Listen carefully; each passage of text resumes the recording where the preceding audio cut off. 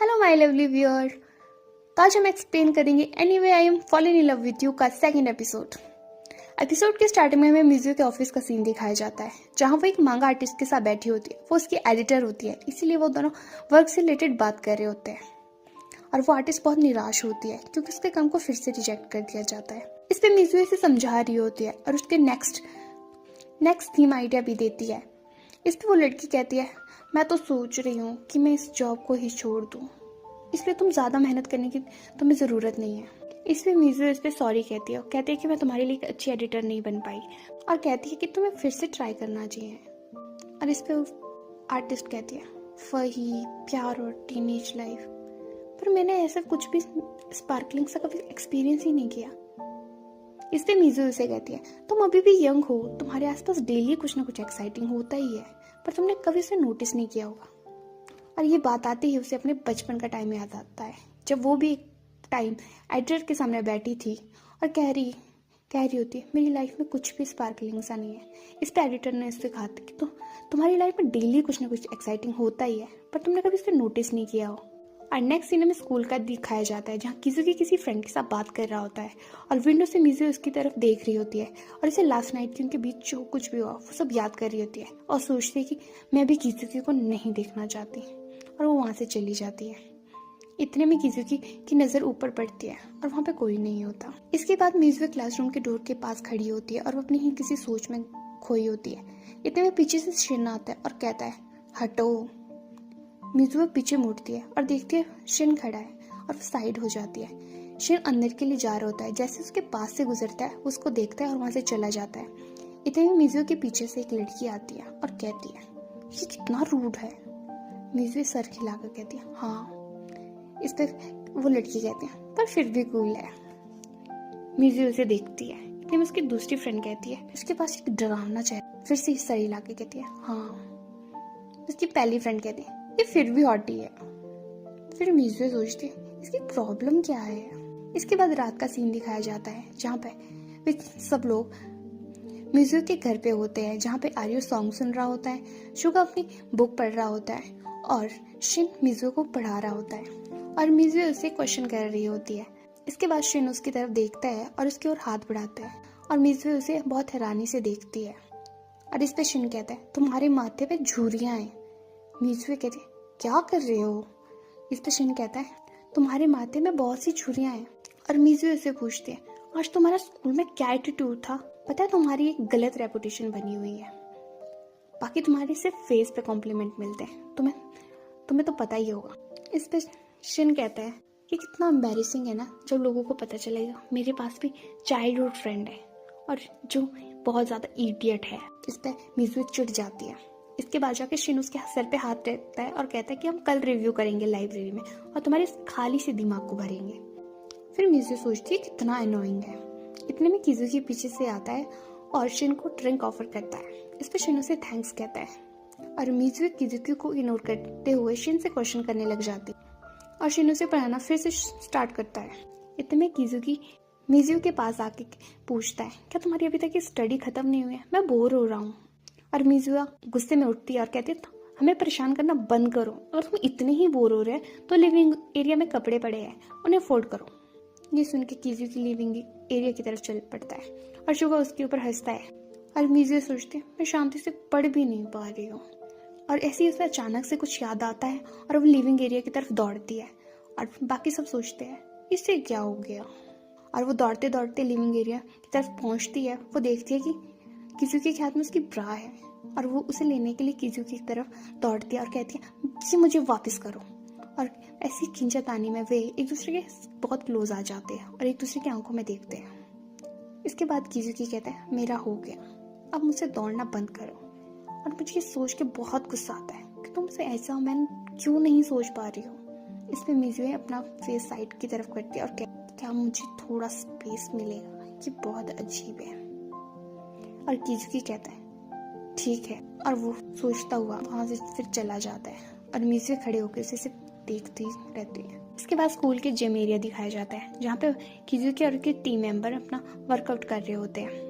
और उसके बाद जाके वो फ्रेशन अप होने के लिए बाहर आता है और आसमान की तरफ देखता है और कहता है, क्या तूफान आने वाला है। इतने में शिन उसे पीछे से आवाज देता है और कहता है, किजुकी तुम तो बड़े मजे ले रहे हो, और वहां से जाने लगता है। इस पर किजुकी शिन से पूछता है, तुम यहाँ क्या कर रहे हो? तुम्हें तो इस टाइम मिजुओ के साथ लाइब्रेरी में होना चाहिए था।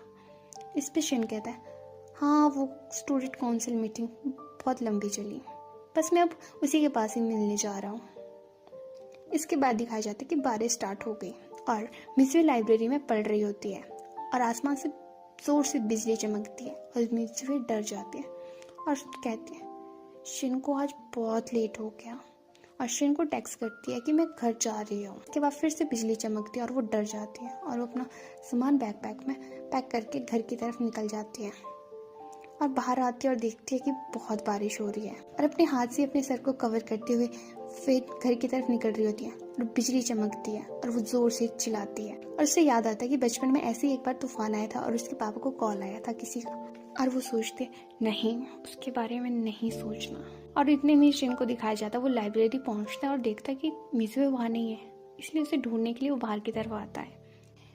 फिर बचपन का सीन दिखाया जाता है कि ऐसे ही एक बार तूफान में उसके पापा को किसी का कॉल आता है और उसके पापा उसको किजुकी के घर में छोड़ के चले जाते हैं और किजुकी की मॉम को उसका ध्यान रखने के लिए कहते हैं और वो दोनों फिर लिविंग एरिया में बैठे होते हैं जहाँ किजुकी उसे संभाल रहा और कहता है, सब ठीक हो जाएगा, तुम सैड मत हो। और मिजुओ सोचती है, आई होप मॉम ठीक हो। इसके बाद दिखाया जाता है कि मिजुओ एक पार्किंग में बैठी हुई है और हेल्प के लिए पुकार रही होती है, पर उसकी आवाज़ बहुत ही ज़्यादा लो होती है। और फिर दिखाया जाता है कि शिन उसे ढूंढ रहा होता है और इतने में फिर से बिजली चमकती है और वो ज़ोर से डरती है और कहती है, हेल्प। इतने में पीछे से किजुकी आता है और उसे हक करता है और कहता है, मिजुओ अब सब ठीक है, मैं आ गया हूँ ना। और मिजुओ इमोशनल हो जाती है और उसकी आंखों में बहुत से आंसू होते हैं। और इसके बाद दिखाया जाता है वो उसको पिगी राइड दे के घर की तरफ ले जा रहा होता है और किजुकी उससे पूछता है, क्या तुम अच्छा फील कर रही हो? और उसको कहता है, सॉरी मैं वो था जो वहाँ गया, क्या तुम शिन को देखना चाह रही थी? इस पे मिजुओ कहते हैं, आई हेट थंडर, ये मुझे उस दिन की याद दिलाता है। इस पे किजुकी कहता है, हाँ मैं जानता हूँ। और मिजुओ कहती है, मैं तुम्हें ही चाहती हूँ, मैं बहुत ग्रेटफुल हूँ कि उस दिन के बाद तुम मेरे साथ हो। ये सुन के किजुकी हैरान हो जाता है और मिजुओ थोड़ा सा शाई फील करती है और उसको वो अपनी पीठ से उतार देता है और वो देखते हैं कि उनके सामने एक रेनबो है और मिजुओ उसे बहुत देख के खुश होती है और फिर वो किजुकी की तरफ मुड़ती है और देख रही होती है और किजुकी के फेस में एक स्माइल होती है और उसके पास आके कहते हैं, क्या तुमने अभी कहा कि तुम्हें मुझसे प्यार है? मिजुओ कहते हैं, क्या?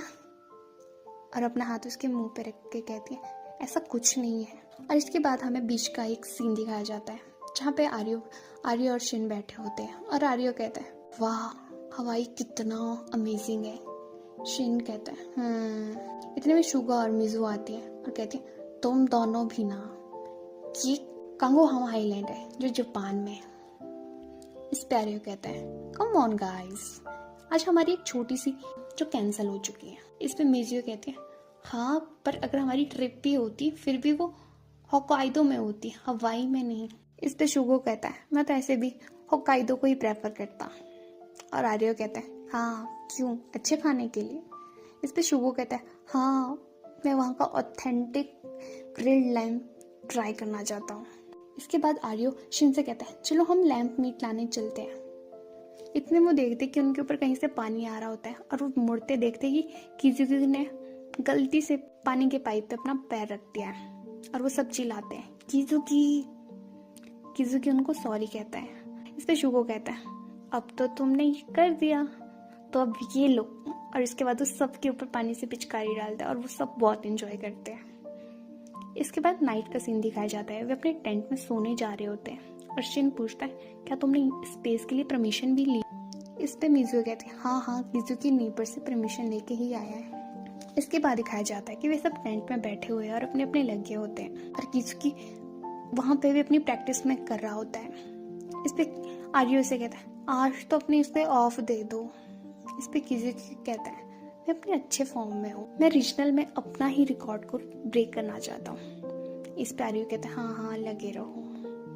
इसके बाद किजुकी मिज़ू से पूछता है क्या तुम भी मुझे चीयर करने आओगी ना, और मिज़ू आर्यू को भी कहता है तुम भी आना।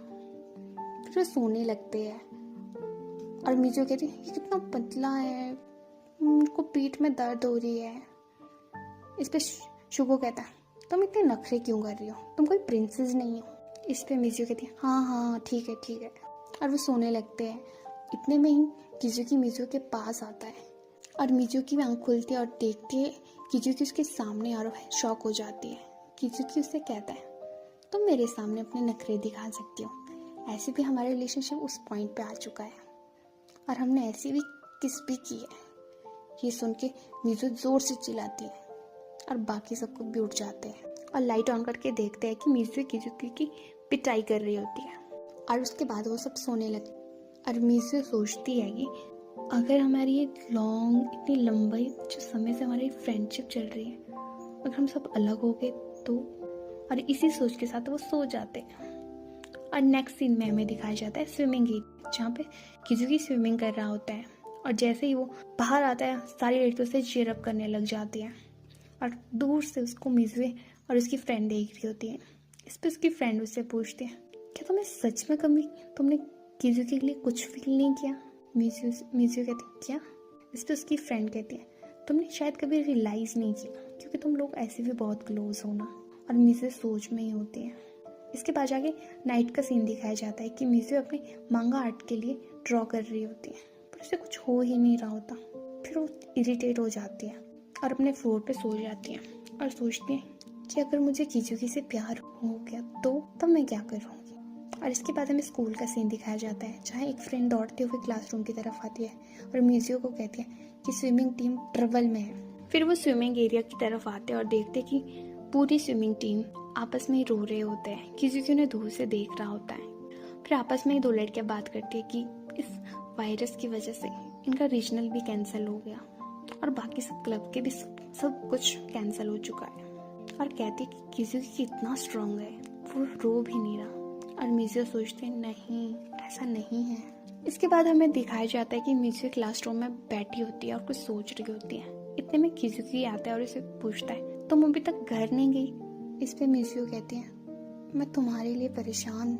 किजुकी कहता है तुमने भी सुन लिया। तो उसके बाद कहते हैं चलो कोई बात नहीं, चलो चलते हैं, वापसी में हम कहीं पे रुकेंगे। इस पे मिज़ू कहती है ऐसा मत करो, ये कुछ हुआ ही नहीं है। और उसे पीछे से पकड़ कर कहती है तुमने यहाँ तक आने के लिए इतनी मेहनत की है, ऐसा मत करो कि कभी समर आया ही नहीं। कि सुन के किजुकी रुक जाता है और थोड़ा इमोशनल हो जाता है और लो टोन में कहता है ऐसा मत कहो। और पीछे मुड़ता है और उसकी आईज में आंसू होते हैं और वो मिज़ू के कंधे पे सर रख के कहता है ऐसा मत कहो। इसके बाद मिज़ू उसके सर पे हाथ रखती है और उसे संभाल रही होती है, ये सब ठीक हो जाएगा। और इसके बाद किजुकी उसके सर के हाथ को हटाकर कहता है कोई बात नहीं, मैं अपना बेस्ट ही दूंगा। इसके बाद मिज़ू सोचती है कि नहीं मैं इससे प्यार नहीं कर सकती। और इसी के साथ हमारा एपिसोड खत्म हो जाता है।